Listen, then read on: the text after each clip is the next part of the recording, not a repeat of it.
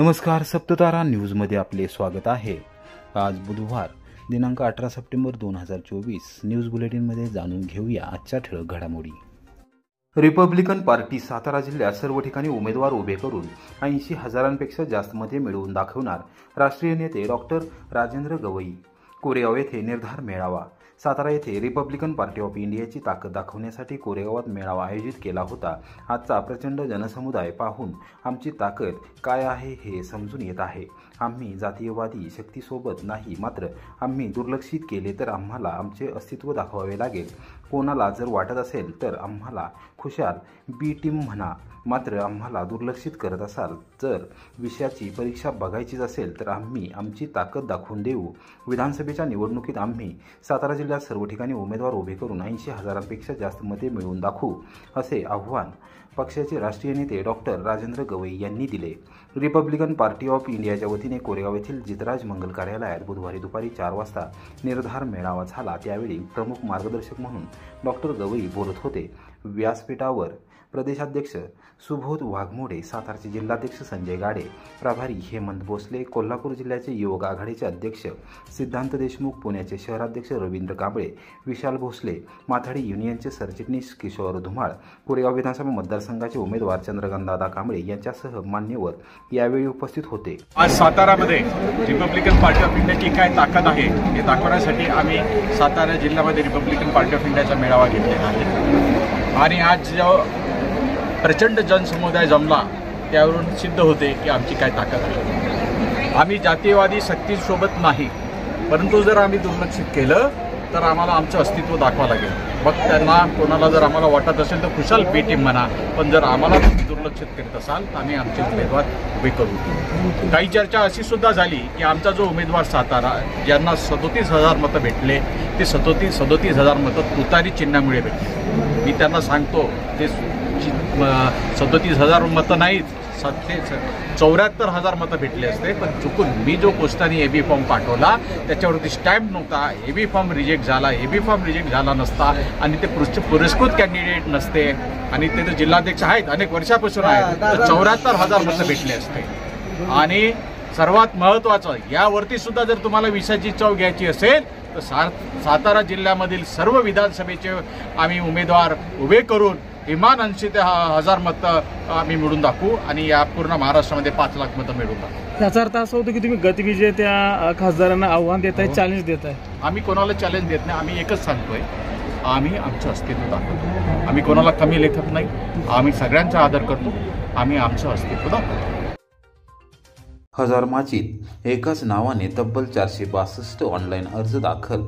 कराड उत्तर विधानसभा मतदारसंघामध्ये बोगस कागदपत्रांच्या आधारे मतदार नोंदणी प्रकरणी गुन्हा दाखल। कराड उत्तर विधानसभा मतदारसंघामध्ये मतदार नोंदणीच्या ऑनलाईन प्रक्रियेत नमुना 8 या अर्जाद्वारे स्थलांतर दाखवून हजारमाची तालुका कराड येथील एकाच्या महावितरण कंपनीच्या वीज देयकामध्ये खाडाखोड करून एकाच नावाने तब्बल 462 ऑनलाईन अर्ज दाखल करण्यात आले असल्याचे निष्पन्न झाले आहे। हा प्रकार करणाऱ्या सतीश सर नावाच्या व्यक्तीविरोधात निवडणूक शाखेने फिर्याद दिली असून कराड शहर पोलीस ठाण्यात मंगळवारी रात्री 9 वाजता गुन्हा नोंद केला आहे। निवडणूक शाखेकडून मिळालेली माहिती अशी, भारत निवडणूक आयोगाच्या मतदार यादी शुद्धीकरण कार्यक्रमांतर्गत निरंतर प्रक्रियेमध्ये कराड उत्तर विधानसभा मतदारसंघामध्ये दिनांक 5 सप्टेंबर ते दिनांक 13 सप्टेंबर 2024 या कालावधीत वापरकर्ता सतीश सर या एकाच नावाने मोबाईल क्रमांकावरून हजारमाची येथील एकाच व्यक्तीचे महावितरण कंपनीचे वीज देयकामध्ये खाडाखोड करून स्थलांतरासाठी नमुना नंबर 8चे 462 ऑनलाईन अर्ज दाखल केले आहेत। कराड येथील निवडणूक विभागाच्या निदर्शनास बाब आल्यानंतर दिनांक 17 सप्टेंबर 2024 रोजी गुन्हा दाखल करण्याची प्रक्रिया सुरू करण्यात आली होती। भारत निवडणूक आयोगाकडून दिनांक 30 ऑगस्ट 2024 रोजी दिनांक 1 जुलै 2024 या अर्हता दिनांकावर आधारित विशेष संक्षिप्त पुनरीक्षण कार्यक्रमांतर्गत अंतिम मतदार यादी प्रसिद्ध करण्यात आली आहे। यादीच्या प्रसिद्धीनंतर निरंतर मतदार नोंदणी अंतर्गत नाव नोंदणी, दुरुस्ती, वगळणी व स्थलांतरित अर्ज दाखल करण्याची सुविधा आयोगाकडून पोर्टल व संकेतस्थळावर ऑनलाईन पद्धतीने अर्ज दाखल करण्याची सुविधा निवडणूक आयोगाकडून मतदारांना करून देण्यात आलेली आहे।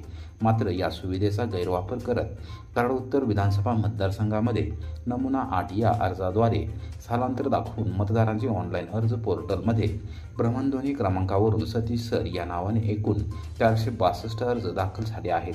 अर्जासोबत रहिवासाबाबत पुरावा म्हणून मारुती महादेव सूर्यवंशी राहणार हजारमाची तालुका कराड जिल्हा सातारा यांचे महावितरण कंपनीचे वीज देयक व त्यावरील ग्राहक क्रमांकाच्या शेवटच्या 4 अंकामध्ये पांढऱ्या शाईचा वापर करून व्हाईटनरने खाडाखोड करून पुराव्याचे कागदपत्र या सदराखाली सदर वीज देयकाची प्रत ऑनलाईन अपलोड केलेली आहे।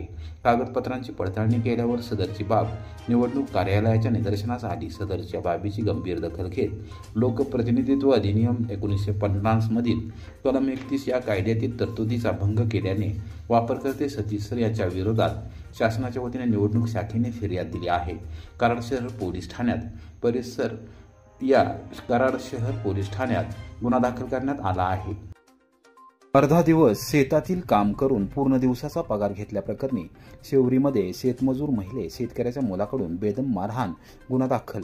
मान तालुक्यातील शेवरी येथे दिनकर पवार यांच्या शेतात मुगाच्या शेंगा तोडण्याचे अर्धा दिवसाचे काम केले, मात्र पूर्ण दिवसाचा पगार घेतला म्हणून शेतकऱ्याच्या मुलाने दारू पिऊन महिलेस बेदम मारहाण केली। या प्रकरणी दहिवडी पोलीस ठाण्यात बुधवारी सायंकाळी 6:30 वाजता गुन्हा दाखल करण्यात आला आहे।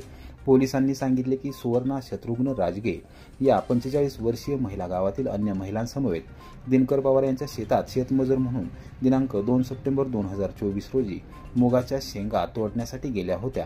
अर्धा दिवस काम केल्यानंतर त्यांनी शेतकरी दिनकर पवार यांच्याकडून 1 दिवसाचा पगार घेतला होता।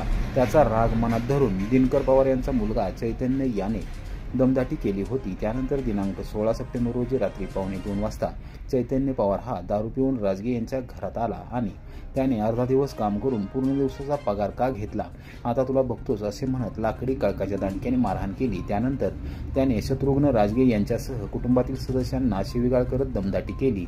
या प्रकरणी सुवर्णा राजगे यांनी दिलेल्या फिर्यादीवरून चैतन्य दिनकर पवार यांच्या विरोधात दहिवडी पोलीस ठाण्यात गुन्हा दाखल करण्यात आला आहे।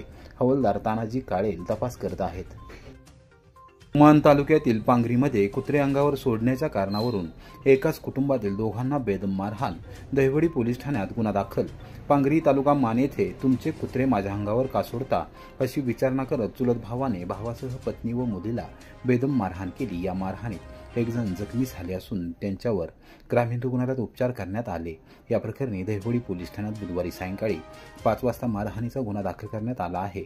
पोलिसांनी सांगितले की अशोक किसन दळस हे पत्नी कल्पना व मुलगी प्रियंका असे 3 जण दिनांक 16 सप्टेंबर रोजी पंदरकी नावाच्या शेतात बाजरी काढण्यासाठी गेले होते।